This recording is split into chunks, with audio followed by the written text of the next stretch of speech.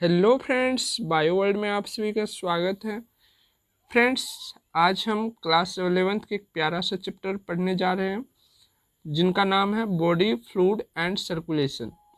हिंदी में इसे क्या बोलेंगे? शरीर के तरल एवं परिसंचरण। ठीक है, तो आ जाइए, सभी लोग जुड़ जाइए।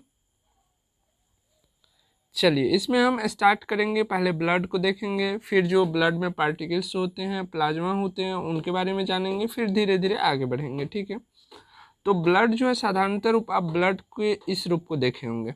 ठीक है, जनरली आप ब्लड के इस फॉर्म को देखते होंगे हमेशा जब कट होती है या किसी और के बॉडी से लॉसेस होती है। लेकिन जब आप ब्लड को माइक्रोस्कोप से देखिएगा तो इस फॉर्म में आपको दिखाई देंगे। उनमें बहुत सारे पार्टिकल्स दिखाई देंगे। उनमें से कुछ आरबीसी होते हैं जिसे रेड ब्लड सेल्स बोलते हैं। कुछ जो होते हैं पार्टिकल्स होते हैं जिनका नाम होता है प्लेटलेट्स। कुछ पार्टिकल्स का वाइट ब्लड सेल्स, और जो लिक्विड फॉर्म में रहता है ज़्यादा मात्रा में उनको बोलते हैं प्लाज्मा। ठीक है, उनको क्या बोलते हैं? प्लाज्मा बोलते हैं। नॉर्मली अगर आपसे पूछा जाए ब्लड क्या है, तो चलिए ब्लड क्या है वो जानते हैं। ब्लड क्या है? एक प्रकार का तरल संयोजी उत्तक है। क्या है? तरल संयोजी उत्तक। इसको इंग्लिश में बोलते हैं संयोजी उत्तक को कनेक्टिव टिश्यू। ठीक है, और ये शरीर में जो होते हैं, मनुष्य के शरीर में लगभग कितने लीटर होते हैं? 6 लीटर होते हैं इसकी मात्रा जो होती है। और इन ब्लड का काम क्या होता है शरीर में? तो ये जितने भी हम भोजन करते हैं उनमें जो कार्बोहाइड्रेट होती है, खनिज लवण होती है, इनको एक स्थान से दूसरे स्थान तक ले जाने का कार्य करता है। मेन कार्य इसका होता है कि ऑक्सीजन जो हमारे शरीर में माइटोकॉन्ड्रिया को एटीपी बनाने के लिए जो जरूरी होती है ऑक्सीजन की, उनका ये जो है परिवहन करते हैं। ठीक है, अर्थात फेफड़ा से लेकर के प्रत्येक कोशिकाओं तक ले जाते हैं ऑक्सीजन को, और वहाँ पर जो कार्बन डाइऑक्साइड बनते हैं उनको क्या करते हैं? ये फेफड़ा तक ले आते हैं। तो इनका काम ट्रांसपोर्टेशन का भी होता है। ठीक है, तो पहला पॉइंट हो गया, ब्लड एक प्रकार का यानी कि रक्त एक प्रकार का तरल संयोजी उत्तक है। ठीक है, जिसको कनेक्टिव टिश्यू बोलते हैं संयोजी उत्तक को। दूसरा पॉइंट हो गया कि मनुष्य में लगभग इसकी मात्रा कितनी होती है? 6 लीटर होती है। और तीसरा जो मेन इम्पोर्टेंट थिंग है वो है कि इनका काम होता है ट्रांसपोर्टेशन का, जैसे कि कार्बोहाइड्रेट, खनिज लवण, ऑक्सीजन, कार्बन डाइऑक्साइड, इन सभी का क्या करते हैं? ये परिवहन कहते हैं, एक स्थान से दूसरे स्थान तक ले जाने का कार्य करते हैं। ठीक है, अब हम देखते हैं कि ब्लड यानी कि रक्त में कौन कौन से कंपोनेंट होते हैं। तो ब्लड का दो पार्ट होता है, एक होता है प्लाज्मा जिसे हम बोलते हैं ब्लड प्लाज्मा, और दूसरा होता है ब्लड पार्टिकल्स। ठीक है, ब्लड प्लाज्मा की अगर परसेंटेज की बात की जाए पूरा ब्लड में यानी कि रक्त में, तो 55% होते हैं। ठीक है, ये 60% हम इसलिए दे दिए कि बहुत सारे बुक में जो आपको 55 से 60 दिखाई देंगे, लेकिन एग्जैक्ट जो होते हैं ये 55% होते हैं। ठीक है, वही अगर हम ब्लड पार्टिकल्स की बात कर ले तो वो 45% होते हैं पूरे ब्लड के। ठीक है, ब्लड पार्टिकल्स में कौन कौन से आ जाएंगे बता सकते हैं आप लोग? आरबीसी, दूसरा कौन सा आ जाएगा? डब्ल्यूबीसी, और तीसरा कौन सा आ जाएगा? प्लेटलेट आ जाएगा। ठीक है, तीसरा आ जाएगा प्लेटलेट। तो चलिए हम पहले प्लाज्मा के बारे में जानते हैं, फिर जो है ब्लड पार्टिकल्स के बारे में जानेंगे।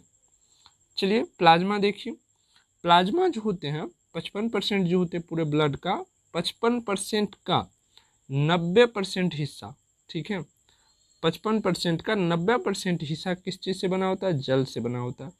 क्योंकि प्लाज्मा का अगर आप फॉर्म देखिएगा तो ये तरल अवस्था में रहते हैं। ठीक है, लिक्विड फॉर्म में रहते हैं। इनमें जो जो कंपोनेंट होते हैं उनमें उनके बारे में हम लोग जानेंगे। उनमें से कुछ कार्बनिक पदार्थ भी होते हैं, कुछ अकार्बनिक पदार्थ भी होते हैं। ठीक है, तो पहला है कि इनमें जल की प्रतिशत कितनी होती है? तो 90। ठीक है, दूसरा पॉइंट आता है कार्बनिक पदार्थ की। तो चलिए कार्बनिक पदार्थ देखते हैं इनमें कौन कौन से होते हैं। प्लाज्मा में कार्बनिक पदार्थ यानी कि प्रोटीन कितना होता है? 7% होते हैं। एल्बुमिन कितना होता है? 4.4%। ग्लोब्यूमिन कितना होता है? 2.3%। फाइब्रिनोजेन कितना होता है? 0.3%। लेकिन ये बहुत इंपॉर्टेंट है। ठीक है, फाइब्रिनोजेन जो है बहुत इंपॉर्टेंट। अगर इसकी मात्रा शरीर में अधिक हो गई तो क्या होता है? शरीर में किसी भी हिस्सा में ब्लड क्लॉट होने लगता है। ठीक है, शरीर के कोई भी हिस्सा में रक्त का थक्का बनने लगता है। तो इसे जो है अधिक मात्रा भी नहीं होनी चाहिए बॉडी में। जितनी मात्रा होनी चाहिए उसी के अराउंड रहना चाहिए। और इनका काम क्या होता है कि जब हमारे शरीर में कहीं इंजर्ड होती है, ठीक है, जहाँ पर कट आती है, तो आरबीसी सेल बाहर निकलने लगता है, आरबीसी सेल बाहर निकलने लगता है, साथ में प्लाज्मा भी निकलता है, साथ में सारे कंपोनेंट्स ब्लड के निकलते हैं। तो ये फाइब्रिनोजेन जो रहते हैं प्लाज्मा में, ये भी बाहर निकलते हैं, और ये ऑक्सीजन के संपर्क में आने पर तुरंत जो है कॉन्टेक्ट ऑक्सीजन से जो है बॉन्ड बना करके क्या करते हैं, प्लेटलेट्स को थक्का बनाने के लिए मजबूर कर देते हैं। उसके बाद जो है प्लेटलेट्स अपना एक जाल टाइप का स्ट्रक्चर बना लेता है, उसमें आरबीसी फंस जाता है और ब्लड का देखते होंगे उस स्थान पर थक्का बन जाता है। तो जब भी आपको कट आए तो आप वहाँ से ब्लड को बार बार हटाइए मत, ब्लड को रहने दीजिए। कुछ ही समय में वो क्या होगा, ब्लड वहाँ पर जम जाएगा। अगर थोड़ी कट हो तो ऐसा नहीं हम बोल रहे कि पूरा उंगली काट लीजिएगा और ऐसे बैठे रहिएगा, ठीक है, उतना ज़्यादा में वो वर्क नहीं करता है, उस समय आपको हॉस्पिटल जाना ही जाना चाहिए, ठीक है। उसके बाद अगला कंपोनेंट्स देखिए, ग्लूकोज कितने से कितने होती है, 80 से लेकर के 120 मिलीग्राम हो सकती है प्रत्येक 100 ml ब्लड प्लाज्मा में, ठीक है। ब्लड प्लाज्मा इस बीच में जब कोरोना की समय आई थी तो उस समय आप सुन रहे होंगे कि प्लाज्मा डोनेट किया जा रहा है।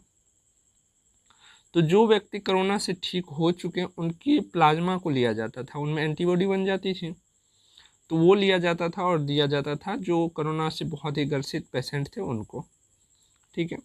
उसके बाद कोलेस्ट्रॉल की देखें तो कोलेस्ट्रॉल की मात्रा कितनी होती है, 150 से 200 मिलीग्राम होती है प्रत्येक 100 ml ब्लड में। अब ये कोलेस्ट्रॉल का काम क्या होता है, अगर कोलेस्ट्रॉल के बारे में आपको समझाऊं तो कोलेस्ट्रॉल जो है आगे चल करके फैट का रूप ले लेता है, यानी कि वसा का रूप ले लेता है, ठीक है। ये जो है ब्लड कोई भी ब्लड वेंस समझ लीजिए, ठीक है, इसमें थोड़ा सा कलर मैं चेंज कर ले रहा हूँ। इसमें जो है ब्लड पार्टिकल्स आ रहे हैं, ठीक है, प्लाज्मा वगैरह सब कुछ आ रहे हैं, जा रहे हैं जहाँ भी जाना है उनको। और ये कोलेस्ट्रॉल युक्त जितने भी भोजन होते हैं वो क्या होते हैं, यानी कि कोलेस्ट्रॉल क्या करते हैं, इधर से वेन में क्या करते हैं, चिपकने लगते हैं, ठीक है। चिपकने लगते हैं तो पहले जितना स्पेस था, जितना ब्लड या प्लाज्मा फ्लो कर सकते थे उतना कर पाएंगे, नहीं कर पाएंगे, क्योंकि इसका मार्ग जो है वो अवरुद्ध हो रहा है। इसी कारण से धीरे धीरे क्या होता है, क्लॉट होने लगता है और ब्लड प्रेशर की प्रॉब्लम आ जाती है, ठीक है। उसके बाद अगर यूरिया की बात किया जाए तो यूरिया कितनी परसेंट होती है, 18 से, मात्रा बोल रहे हैं, मात्रा इसकी कितनी होती है प्रत्येक 100 ml प्लाज्मा में, 18 से 38 मिलीग्राम, ठीक है, प्रत्येक 100 ml। ये प्रत्येक जो बोल रहे हैं तो ये बट्टे में समझिए, ठीक है। चलिए अब देखते हैं अकार्बनिक पदार्थ। कुछ अकार्बनिक पदार्थ भी होते हैं, जैसे हो गया sodium, potassium, calcium, sulphate, magnesium, ठीक है। इसकी आप मात्रा देख सकते हैं, सोडियम की सबसे अधिक होती है, तो इसको आप याद कर लीजिएगा, ट्रिपल स्टार मार्क है। और सबसे कम कौन होते हैं, मैग्नीशियम, ठीक है, तो इनको भी आप याद कर लीजिएगा। आप लोगों से पूछा जा सकता है कि ब्लड प्लाज्मा में सर्वाधिक पाए जाने वाले अकार्बनिक पदार्थ हैं, ठीक है। अकार्बनिक पदार्थ कौन से हैं, सर्वाधिक पाए जाने वाले सोडियम है, सबसे कम मात्रा में पाए जाने वाले मैग्नीशियम, ठीक है, तो याद रखिएगा इनको। उसके बाद जो है देखिए, ये सारे के सारे कंपोनेंट्स से जब भी डॉक्टर जचवाते हैं तो इनका नॉर्मल जो होता है रेशियो वो लिखा रहता है, और जो आपके बॉडी में होता है वो लिखा रहता है। अगर इन दोनों में डिफरेंस होता है, जो नॉर्मल होती है और जो आपकी बॉडी में है, दोनों के बीच में अगर डिफरेंस आती है तो डॉक्टर को पता चल जाता है कि प्रॉब्लम यहाँ है, ठीक है। और ये पता कैसे चलता है, तो बॉडी में कहीं भी हिस्से में, चलिए मैं पेन का कलर चेंज कर ले रहा हूँ, ठीक है, तो शरीर के किसी हिस्से में या कोई खराबी आ जाती है या कोई रासायनिक पदार्थ सीक्रेट होता है, ठीक है, तो वो कहाँ आकर के मिल जाता है, रक्त प्लाज्मा में मिल जाता है, जिसके कारण जो है जांच करवाने पर पता चल जाती है कि आपका कौन सा इनमें से पदार्थ जो है उनकी मात्रा बढ़ गई है या घट गई है, जिसके बाद डॉक्टर उस अनुसार से दवा चलाते हैं और वो ठीक हो जाते हैं, ठीक है। तो यहाँ तक हुई प्लाज्मा की बात। अब हम करेंगे ब्लड पार्टिकल्स जो थे, रक्त कणिकाएं, अब उनके बारे में बात करेंगे, ठीक है। रक्त कणिकाएं जो है मेनली 3 प्रकार के होते हैं, जिनमें से पहला को आरबीसी, ठीक है, पहला दूसरा नहीं, आरबीसी, डब्ल्यूबीसी और प्लेटलेट्स कहा जाता है। प्लेटलेट्स का आप आकार देख सकते हैं, आरबीसी का आकार जो होते हैं बाइकॉन्केव होते हैं, और वाइट ब्लड सेल्स में जो है कई सारे टाइप्स होते हैं जिनके अलग अलग प्रकार होते हैं, हम सबके बारे में बताएंगे आपको, ठीक है। पहले हम आरबीसी के बारे में जानते हैं। आरबीसी का कलर कैसा होता है, रंग कैसा होता है, लाल होता है, ठीक है। इसके बाद इनका जो है शेप यानी कि आकार कैसा होता है, बायकॉनकेव, ठीक है, बायकॉनकेव होता है। अगर इसका आकार बोलिएगा तो डिस्क लाइक,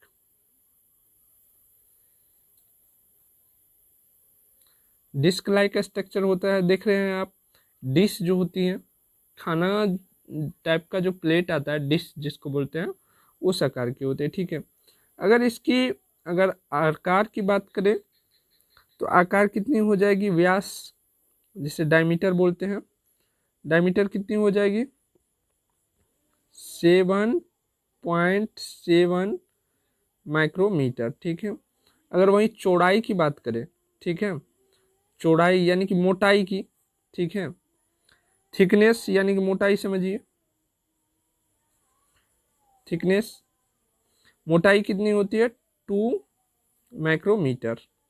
1 माइक्रो बराबर कितना होता है, 10⁻⁻6, ठीक है। 1 माइक्रोमीटर बराबर कितना होता है, 10⁻⁻6 होता है। चलिए यहाँ तक आपने देख लिया कि आरबीसी का कलर कैसा होता है, इनका साइज कैसे होता है, इनका जो आकार होती है वो कितना होता है, व्यास कितना यानी कि डायमीटर कितना होता है इनका, और थिकनेस यानी कि मोटाई कितनी होती है, ठीक है। इसको नोट कर लीजिएगा। चलिए अब हम बांटते हैं और मेन जो इसका है वो हम जानते हैं, ठीक है। आरबीसी को क्या क्या बोलते हैं, रेड ब्लड सेल बोलते हैं, कल्प्रिट्स बोलते हैं, एर्थ्रोसाइट्स बोलते हैं, ठीक है। इसकी संख्या कितनी होती है, 45 लाख से लेकर के 50 लाख प्रति घन मिलीमीटर होते हैं, ठीक है, प्रति घन मिलीमीटर। प्रति घन मिलीमीटर को हम कैसे लिखेंगे, mm³, ठीक है, इसको हम mm³ मिलीमीटर क्यूब, ठीक है। और स्त्रियों में इसकी संख्या कम होती है। स्त्रियों में इसकी संख्या कम क्यों होती है, क्योंकि प्रत्येक मंथ मेंस्ट्रुअल साइकिल जो होती है उनके दौरान जो होती है फीमेल में बहुत सारे ब्लड की लॉसेस होते रहती है, ठीक है, इसीलिए इसकी संख्या कम होती है। मेन रीजन ये है। चलिए अब हम आगे बढ़ते हैं और आरबीसी में जो है कौन कौन से कंपोनेंट पाए जाते हैं वो जानते हैं। आरबीसी में हीमोग्लोबिन नाम का जो है आयरन युक्त प्रोटीन पाया जाता है, ठीक है, हीमोग्लोबिन नामक आयरन युक्त प्रोटीन पाया जाता है, जिसके कारण इसका रंग जो है लाल होता है। तो आप लोगों से पूछा जा सकता है कि आरबीसी का जो रंग लाल होता है किसके कारण होता है, तो हीमोग्लोबिन के कारण होते हैं। बहुत सारे स्टूडेंट जानते होंगे, ठीक है। और आरबीसी में हीमोग्लोबिन पाया जाता है और हीमोग्लोबिन में जो है आयरन यानी कि एफ ही पाया जाता है, ठीक है। अब आप लोगों को पता होगी कि आरबीसी के अंदर हीमोग्लोबिन के अंदर जो आयरन होते हैं वही जब ब्लड फिल्टराइज होने के लिए फेफड़ा के पास जाते हैं गैसियस एक्सचेंज करने के लिए, तो वहाँ पर कार्बन डाइऑक्साइड ब्लड से बाहर निकल जाते हैं और O2 ऑक्सीजन क्या होते हैं ब्लड में आ जाते हैं। तो ब्लड में क्या टोकरी होता है कि टोकरी में भर लिया ऑक्सीजन को, सर पे उठा लिए चल दिए, नहीं ना। ब्लड के ऑक्सीजन के मॉलिक्यूल क्या करते हैं, ऑक्सीजन के साथ बॉन्ड बनाते हैं, ठीक है। आयरन के मॉलिक्यूल ऑक्सीजन के साथ बॉन्ड बनाते हैं, फिर आरबीसी के साथ जो है वो आ जाते हैं और प्रत्येक सेल में पहुंचते हैं, ठीक है। चलिए हीमोग्लोबिन की मात्रा कितनी होती है, 12 से 16 ग्राम होती है प्रत्येक 100 ml में, ठीक है। हीमोग्लोबिन की मात्रा कितनी होती है, 12 से 16 ग्राम प्रत्येक 100 ml में। और 1 ग्राम हीमोग्लोबिन जो है कितने ऑक्सीजन मॉलिक्यूल को ढो सकते हैं, 1 ग्राम हीमोग्लोबिन जो है, एच में दे दो हीमोग्लोबिन का, 1.3 ml, ठीक है, 1.3 ml O2 यानी कि ऑक्सीजन के मॉलिक्यूल को ले जा सकते हैं, ले आ सकते हैं, ठीक है। आरबीसी की जीवन काल जो होती है यानी कि लाइफ साइकिल कितने दिन की होती है, 120 दिन की होती है। आरबीसी का निर्माण कहाँ पर होती है बता सकते हैं, बोन मेरो जिसको बोलते हैं अस्थि मज्जा, आरबीसी का निर्माण होता है बोन मेरो यानी कि अस्थि मज्जा में, ठीक है। नेक्स्ट पॉइंट है ऊंचाई पर जाने पर आरबीसी की संख्या बढ़ जाती है। जब आप हाइट पे जाते हो तो आपको पता है कि ऑक्सीजन की लेवल जैसे जैसे हाइट पे जाइएगा ऑक्सीजन का लेवल घटते जाता है, ठीक है। तो एक आरबीसी में जितने हीमोग्लोबिन होते हैं, जितने आयरन की संख्या होती है और जितने मॉलिक्यूल ऑक्सीजन आते हैं तो वो नॉर्मल आते हैं। जब ऊपर जाइएगा ऑक्सीजन की संख्या में कमी आएगी, ऑक्सीजन संख्या नहीं बोलेंगे हम, लेवल बोलेंगे, लेवल में कमी आएगी तो प्रत्येक हीमोग्लोबिन को कम कम ऑक्सीजन मिलेगा, तो उतना से तो काम चलेगा नहीं हमारे शरीर में।